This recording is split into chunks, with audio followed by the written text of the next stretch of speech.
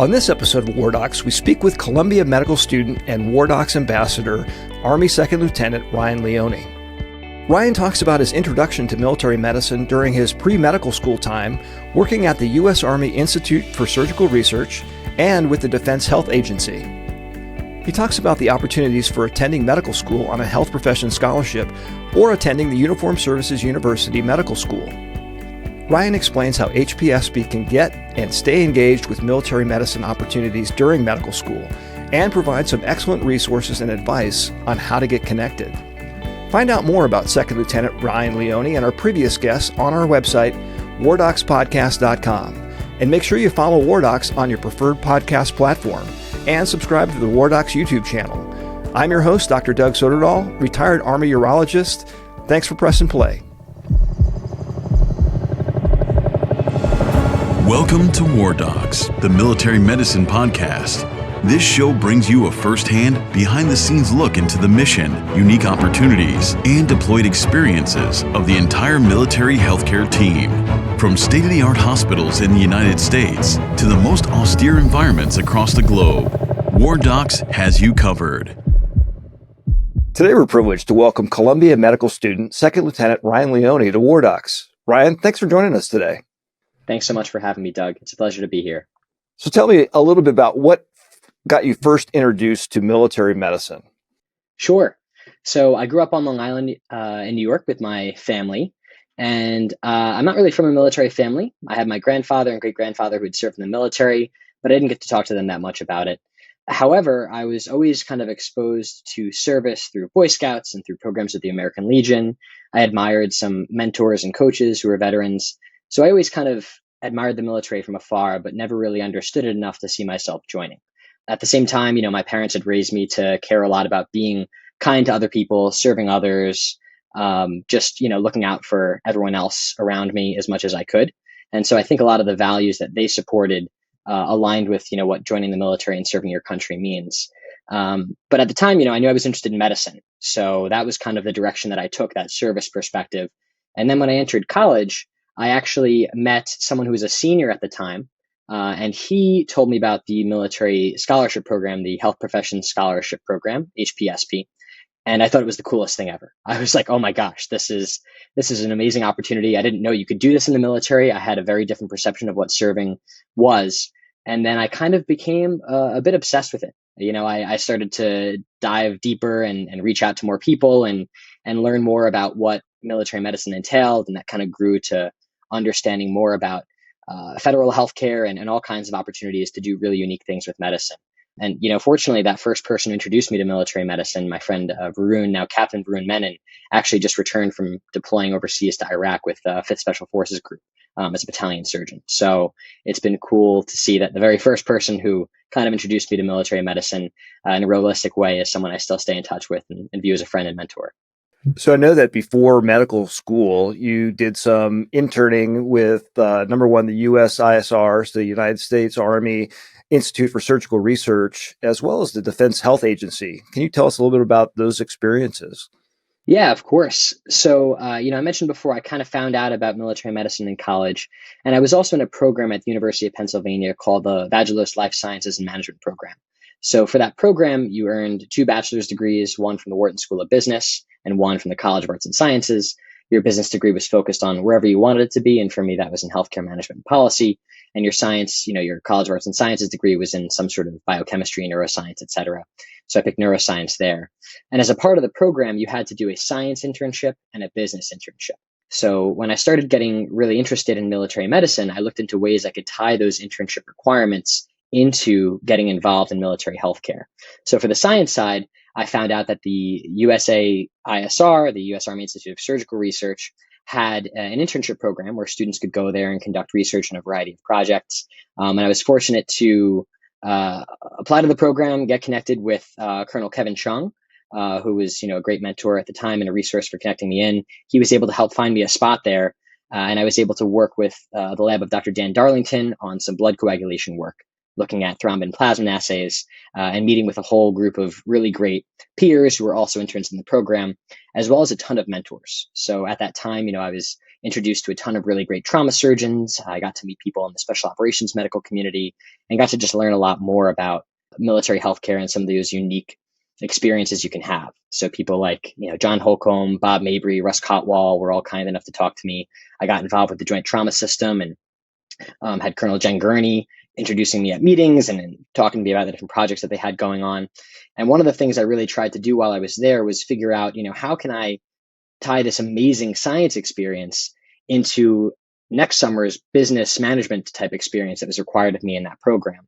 And so while I was at the ISR, I reached out to a ton of people until eventually I was able to talk to someone who put me in touch with Mr. Guy Kiyakawa, who was at the time the deputy director at DHA. And I sort of had this idea of, I could do my business internship at DHA. I don't know if they have these opportunities, but let me just try to talk to somebody. And fortunately, talking to the number two person was a great way to find a way in. And he was kind enough to support me and allow me to arrange for an opportunity the following summer to work with the Defense Health Agency's Directors Action Group, or DAG, which supported at the time Vice Admiral Raquel Bono, who was the director. And so I got to have an amazing summer experience there, learning about the strategy side of military healthcare and military health policy, and really seeing some very senior officials in the room while I was just a meager undergraduate student. But that definitely deepened my interest in going into military medicine for a career. So you also had the opportunity to do study abroad, and I know you spent some time in England. And with your focus kind of on how medicine is practiced, what similarities did you notice between our maybe military medical system and theirs, and any differences that kind of stood out to you? Yeah. So, when I was a senior in college, I was really fortunate to earn something called the Turan Award, which is a fully funded scholarship to study overseas for a master's degree. And so I went to King's College London to study for a master's in war and psychiatry at their Institute of Psychology, Psychiatry, and Neuroscience. And it was an amazing year overall. I basically felt like I was full-time traveling and part-time studying, partly due to the financial support of the incredible Turan family. And, it let me have a great time. So one, the year abroad was great on its own. But as it pertains to military healthcare, on the academic side of the program, I was learning a lot about military health research, particularly in the mental health space, and seeing it through the British lens, looking at some of their historical studies that they had been doing. And I kind of tried to focus my essay work on things like the mental health of special operators, or the impacts of nuclear disasters on psychology. And, my thesis was on how exposure to chemical warfare agents can affect psychological sequelae. So, all of that was really cool. But one thing I did on the side was get in touch with Lieutenant General retired Martin Bracknell, who is the former Surgeon General of the British military. And he was someone who I was able to work with and really apply more of my undergraduate studies and background in sort of the business and medicine side, pulling them together. Because what we did was looked at military healthcare systems across the globe. We did some research using the Military Medicine Almanac, which is a great resource for anyone who's interested in looking at how other military health systems structure themselves and how they tie in with the civilian sector, what kinds of research they do, whether or not they are, joint, if they have separate Army, Navy, Air Force versus one sort of central military medical service. And it was just a really cool set of research studies that I worked on with him and the team there. But it also, as a result of working with him and getting his mentorship, allowed me to learn, as you asked, more about the British military healthcare system in general. And I know you've had some guests from the British side who can speak much more eloquently and specifically about the details. But one thing I thought was interesting there is that they've moved away from this model that we have in the States of having independent military healthcare facilities, and they've kind of integrated more into the civilian side. And so, as I'm sure, in prior guests you've had on, I've talked about, we're trying to strike a good balance between keeping a really robust set of MTFs and, a direct care system that supports all of our beneficiaries, while also ensuring that our providers can get the skills and the reps that they need by integrating with the civilian sector that might have higher levels of trauma or more complex care than our young and healthy military population does. So the UK has that model of doing it specifically, of getting their military providers embedded in civilian hospitals throughout the country, with a few persistent kind of military specific resources that do exist. So after that, you came back and you had more experience with the DHA, also kind of touched bases with the State Department. Tell us a little bit about what led you to actually apply to medical school and then go after that HPSP Health Professional Scholarship Program? Or even did you apply to the Uniform Services University as well? Yeah. So, I think for me, the plan all along was to go to medical school. And I knew I would do it, hopefully through HPSP or through the Uniform Services University. But I knew that I wanted to take some time off before going to medical school. I wanted to get some other experiences. I hadn't done ROTC in college, partly because I knew that there might be a requirement to go and serve immediately after. And I wanted to ensure I could get some other experiences before starting medical school. So, I got that first year out with the fellowship to go overseas. And then while I was there, I applied for something called the Presidential Management Fellowship, which is a program that gets individuals with master's degrees or higher into government service through a pipeline. And it allows for pretty quick promotion and some really cool opportunities to network, as well as to rotate to other government agencies during your 2-year appointment period. So for me, I was fortunate to still have some ties and connections to people at DHA from back when I was an intern there. I circled back and they were able to find a position for me to start my PMF residency at DHA. So I worked there for Miss Gina Julian, who is now an SES and the Deputy Assistant Director for Healthcare Operations at DHA. She works and reports directly to retired General Line, who is the Assistant Director for Healthcare Administration and works very closely with DHA Director General Crosland and many other really high up people to ensure that the military health system is functioning well and the operations are going smooth. And so when I worked for her, she was the director of the Healthcare Optimization Division, and she brought me on as sort of her chief of staff. She had a really great team, but needed just a right-hand person to help with some of the organization and support to the projects that were going on, because she had a ton on her plate and just needed someone to help with the distribution and helping draft things, kind of getting them ready for her to work on. So I got a ton of really cool exposures while I was in that role, not only to the high level people and taskings that came in, but also some of the intricacies of staffing, appointing, referral management, adapting in response to the COVID pandemic and how that changed, regular healthcare operations. Also looking at things like executive medicine, responding to rapid White House memos that kind of came in and took you by surprise and required everyone to get ready and do a ton of work and respond as soon as they could. So it was a really great experience that was intense, but a tremendous learning opportunity. And so as a part of the PMF program, I had to do this rotation to another government agency. And so I was fortunate to find out more about the State Department's Bureau of Medical Services. And I got in touch with some people over there. I was talking with the chief medical officer as well as their chief of staff at the time, and they were willing to welcome me on to do about a 6-month rotation there. And so, I can talk a little bit more about this later on and just general federal healthcare opportunities, but the State Department has regional medical officers that work at embassies and consulates all around the globe. So, the ambassadors to these countries, as well as diplomats and members of all kinds of government agencies who work out of the embassy, need medical support. And so there are these providers, physicians, psychiatrists, medical providers, which are categorized as PAs and NPs, and then also lab scientists who work overseas and, rotate as foreign service officers every potentially 2 to 3 years to provide that care. And so it's a really, really cool program that exists. And there's a decent amount of former military personnel who end up choosing to go over and do those kinds of jobs. They're mostly primary care, but there were also some other really unique opportunities that I was particularly excited to get involved in. So for that front office with the chief medical officer and the chief of staff, I did projects ranging from issues of mental health to business reforms within the office to, kind of shaping some other projects that were in line with their operational medicine office, which has changed in its bureaucratic alignment over time, but overall sort of focuses a bit more on the contingency operations that might exist that medical support is necessary for. So there are personnel at state that work in support of mobile security deployment teams that go and accompany ambassadors during high risk, high threat trips into other countries. So these tend to be, former tier 1 medics who go and, provide their care. They go through the same training as these elite diplomatic security personnel and then, serve as a medical element to their teams. There's also protective medicine elements that support the Secretary of State. And I was able to engage in a medical advance, on one day's notice to fly to Morocco and kind of look at local facilities to figure out what would be the best options for the Secretary of State if he needed any medical care while he was on a trip overseas.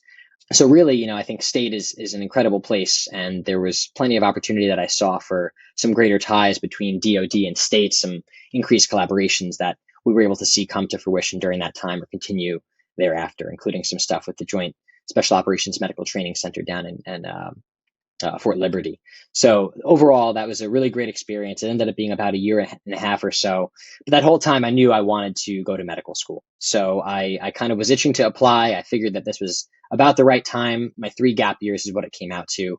So I applied while I was working there, was fortunate to get accepted to some great programs. I had the HPSP option available to me, and I also had USU. And I think USU is a tremendous place that I really encourage anyone who's considering military medicine to strongly go to. For me, I kind of ended up choosing Columbia because it was an incredible school. I really liked the people. It was close to my home and family on the East Coast, up in New York. Lots of great research there. Its ranking definitely didn't hurt. And I also knew, I think for myself, that I would keep up the ties to the military while I was in school. So I felt that USU gives that amazing opportunity to be on active duty and to wear your uniform every day.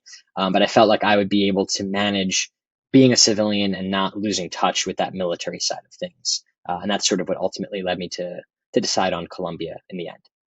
Yeah, going back to the State Department experience, I had the opportunity to interview Dr. Andrew Hyatt, who was a former military medicine doc, who went on he's still currently with the State Department. And you're right, there's some really amazing opportunities, and there are opportunities for DoD and State Department collaborations, all throughout the world. We're everywhere. So those do overlap. So for those people who are listening are saying, well, wow, 3 gap years, all kinds of fellowships and scholarships.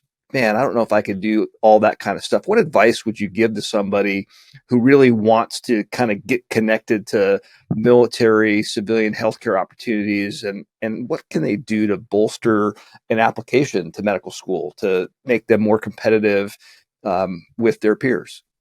To answer that question, I think that there are a lot of under-recognized opportunities that exist for people to work for the government, particularly within military healthcare, at the level of being a college graduate or even a college student. So I would say, a few resources to kind of keep on the lookout there for anyone who's in that position and is interested in finding a way, before medical school, as they're improving their resumes or trying to save up some money to get involved in federal healthcare. One would be to look on the Oak Ridge Institute for Science and Education website. They have this link that takes you to a page called Zintellect, where they have a ton of postings from federal government agencies that are looking for individuals to work for 1, potentially 2 years in different jobs of research or program management. And you can, change the search terms to find things related to medicine and work at places like, the ISR, the U.S. Army Institute of Surgical Research. Or maybe you could find a way to work at USARIEM, the U.S. Army Research Institute of Environmental Medicine, or at USAMRIID, U.S. Army Medical Research Institute for Infectious Diseases. And I'm biased because I'm saying a lot of Army resources here, but I think that, there's Navy ones as well. There's Air Force opportunities with the Air Force Research Labs. There's also programs with the NIH, with HHS, FDA, all, kinds of acronyms that exist in government that they post on this website. Similarly, programs like the Geneva Foundation and the Henry M. Jackson Foundation also post a lot of opportunities to work at different military research facilities or even military hospitals. And so you can find those on their website. Another thing that people can do is get involved in volunteering. So you could potentially, if you live near an MTF, a military treatment facility, you could try to find out about their volunteer programs and serve as a volunteer in their facilities. You could also look at VA hospitals, again, a different system, but a demographic that, was previously in the military health system and previously served, and one that can kind of get you closer to that experience that some people are looking for with joining on that mission of serving those who serve. You could also look at places like the Uniformed Services University and see what kinds of research opportunities or jobs that they might have, as an academic institution. And you can also consider jobs directly with the government outside of some of these programs that are on usajobs.com. So looking on there and kind of filtering for programs that are of interest. And finally, not really finally, because there's opportunities I've definitely failed to mention here, but another one that comes to mind is that a lot of consulting firms or contractors will have jobs that exist for people to work on military healthcare or federal issues. So sometimes, if you look on LinkedIn or look on other websites, you might find that, an organization like say Deloitte might be posting an opportunity to work on a military health system project. So keeping an eye out for those kinds of projects are also ways to kind of get tied into military healthcare before you enter medical school or PA school or nursing school or whatever it is that you use as a conduit to get into military medicine as a practitioner.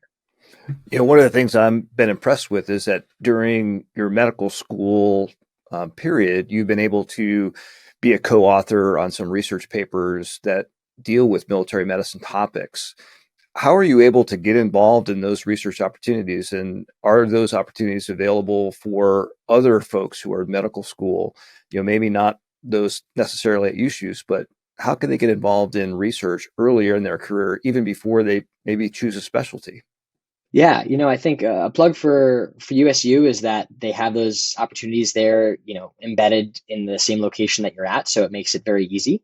But I will say that for some, HPSP students or people that even aren't on the HPSP program but are just interested in those, it's possible to reach out to USU faculty and affiliates there to see if you can get involved in some of their projects. In fact, some of the projects that I've been involved with have been through USU. I've got a good friend and collaborator who a fellow ambassador as well, Mason Remendelli, who I've done several projects with that he kind of got involved in through some of his mentors at USU and at the JTS and other organizations.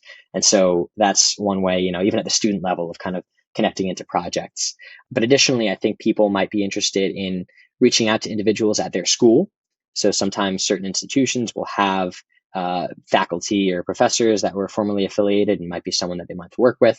Outside of that, though, I think opportunities like the ones we've created in War Docs as the Ambassadors Program is one way to kind of get tied into military medicine, find out about what's going on, and maybe get inspired for an idea that comes up.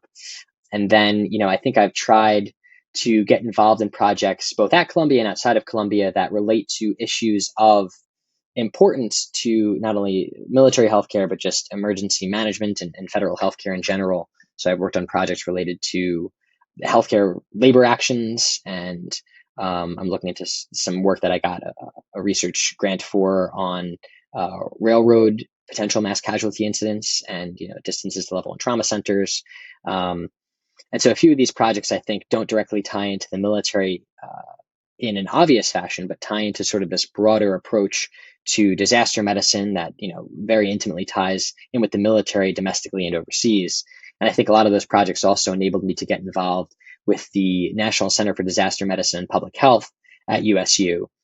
So I've been fortunate to be chosen as a visiting scholar there, and some of the projects that I've done before, as well as projects I'm working on going forward, are going to be looped under that umbrella. So, finding your way into institutions that kind of align with your interests is another way to get inspired about other projects that they might have going on and get pulled into things. So I had some ideas about that partnership, but then was asked to join something about looking at post-acute care facilities and their role in the national disaster medical system.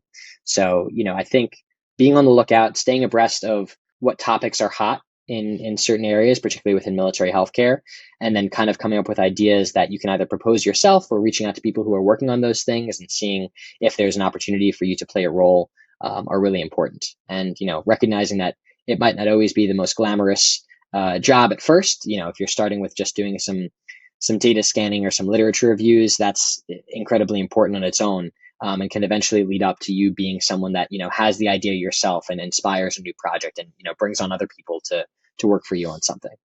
Additionally, I'd say I might tie this into some later thoughts, but going to conferences is another way to get inspired on what topics are being researched and finding people who have interests similar to yours. I think one of the things that I've received feedback being involved in War Docs for the last couple of years is, sometimes HPSP students, since they're not at a school that, has a bunch of military medicine going on, sometimes they feel like they aren't as well connected, let's say, as those who are at USUs and other maybe prior service folks. And that was one of the things that really kind of led War Docs to think about this ambassador program to try to get some of those folks connected. What advice do you have for an HPSP student who may be, one of only a handful of HPSP students at their school? What's the first thing that they could do if they really want to get connected to military medicine, find out where can I get the information that I need? First off, I'd say I can resonate with the experiences some of those students have. I'm the only military medical student in my class year at school, and there's, only a couple others throughout all 4 years. So it's definitely not an uncommon experience or feeling. And I think that it is hard, unfortunately, to find these opportunities just because the target populations for these opportunities might not exactly be those students who are kind of affiliated with the military 45 days a year or, in the unique status that HPSP students have. But if you're in that position, you're looking to get involved, I think that there's a few different categories of involvement I would recommend. One would be, I think, joining national organizations. So if you have some idea of what specialty you're interested in, a lot of these specialties will have military or government services chapters within their national organizations. For example, if you're interested in emergency medicine, the American College of Emergency Physicians has a chapter called the Government Services of the American College of Emergency Physicians, ASAP. So GS ASAP. And you can join as a member of that and be pulled into tons of different email threads and resource lists that have people who are military emergency physicians. So that's one example of that, but there's plenty of other ones. There's Society for Military Orthopedic Surgeons. There's SAMOPS, the Military Orthopedic Physicians Organization. You can join AMSIS, which is the broader military and federal healthcare organization as well. You can, look into SAGES, which has a military surgeon sub-organization within it. You can join the Special Operations Medical Association. All these different groups that exist out there, which you can find some in central resources and some kind of just by Googling up, your specialty in military or, Army, Air Force, Navy, and seeing what groups exist. And that's one way to get plugged into some of these communities. Additionally, once you've joined those, there's also conferences that a lot of those organizations put on, typically annually. And so one thing you can do is go to those conferences. You can also submit to present at those conferences, whether it be research you've done with someone military related or research you've done on your own.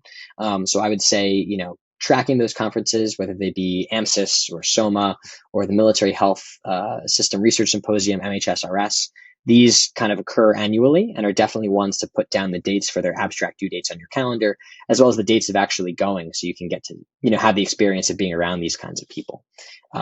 Beyond formally joining these organizations and going to these conferences, I think that reaching out to mentors in a targeted fashion is also something of great importance and value for staying connected and finding out more about additional opportunities.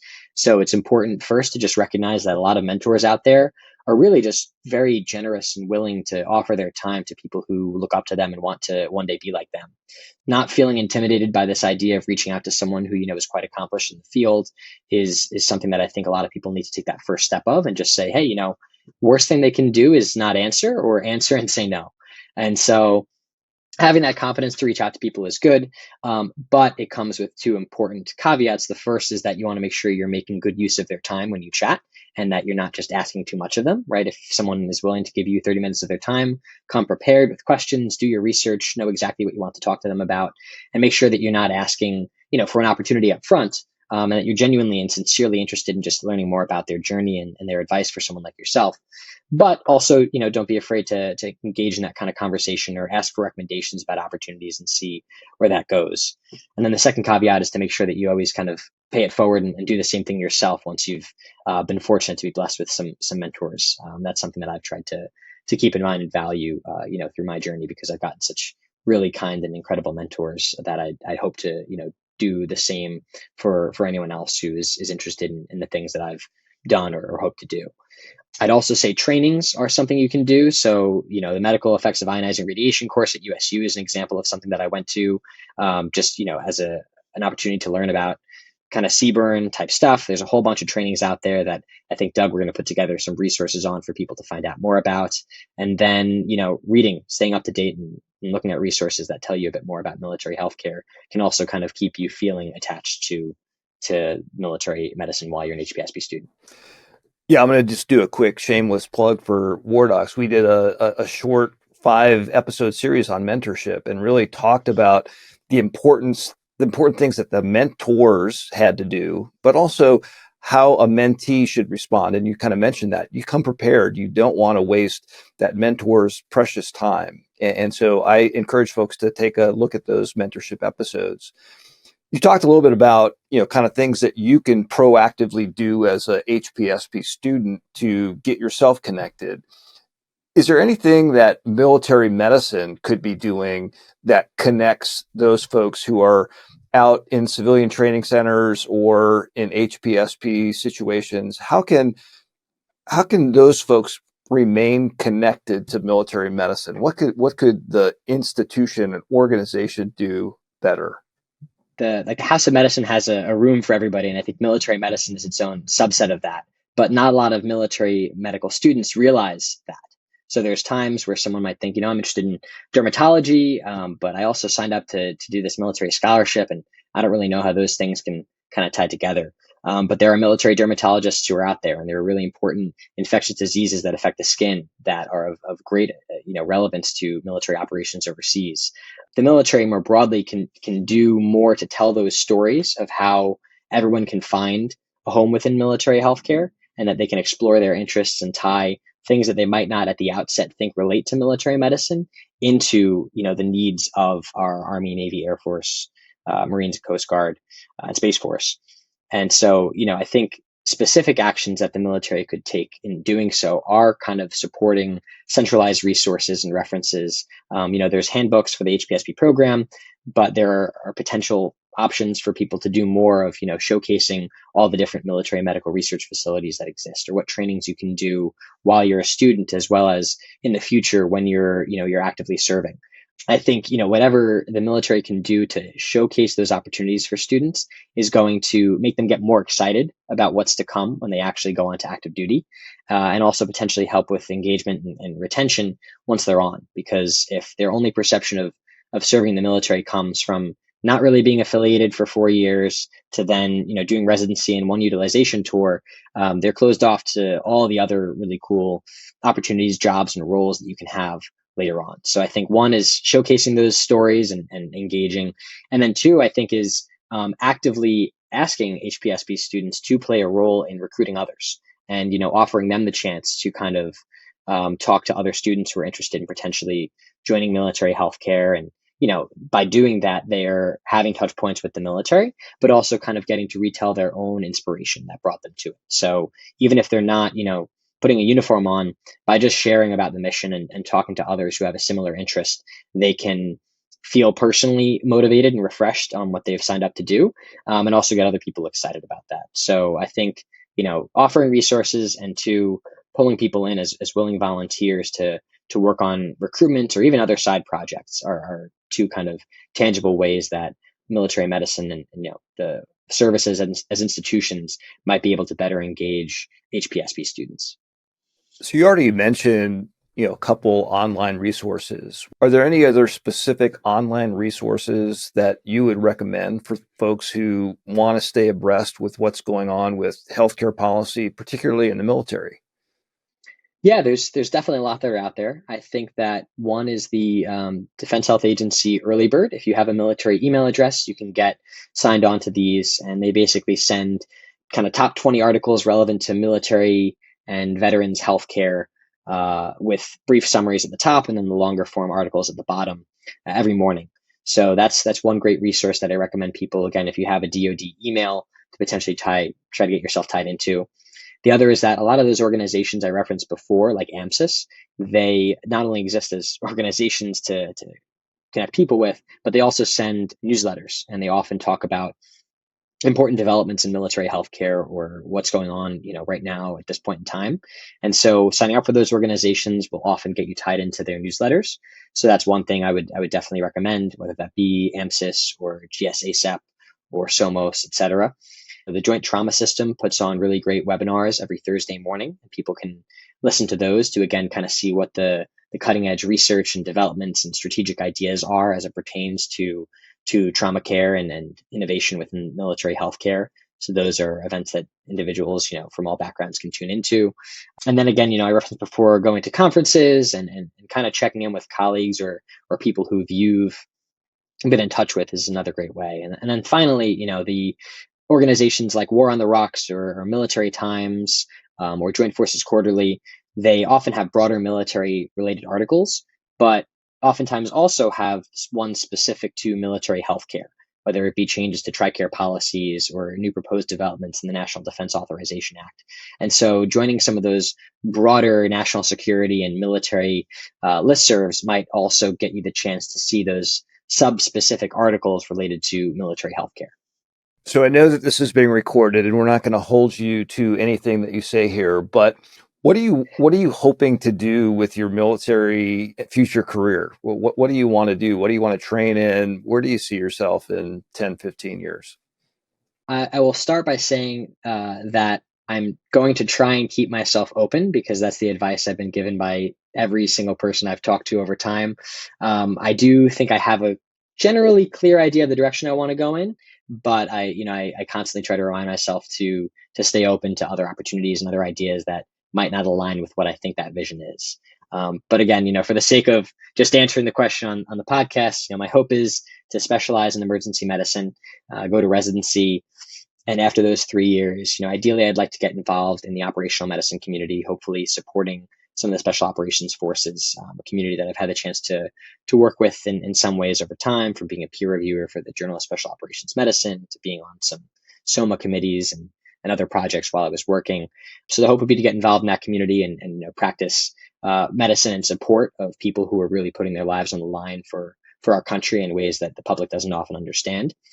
And then from there, try and move more down that command and policy type path, both within the military and outside of it. There's really, really cool jobs out there that kind of are at this intersection of medicine, national security, and management.